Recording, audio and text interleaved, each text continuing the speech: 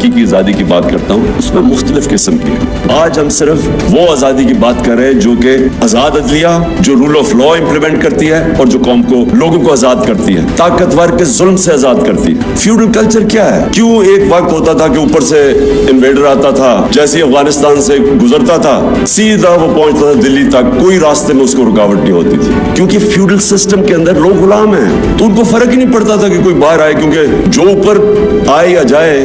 بابر کے اوپر یہ جو پہلا مغل بادشاہ جب آیا تھا تو اس کے اوپر یہ ایک انسیڈنٹ بتایا جاتا ہے. فتح کرنے سے پہلے اس نے ایک ریڈ کی پانی پت سے پہلے سیالکوٹ کے پاس. تو کہتا ہے ایک چھوٹی سی لڑائی ہوئی، یہ جیت گئے.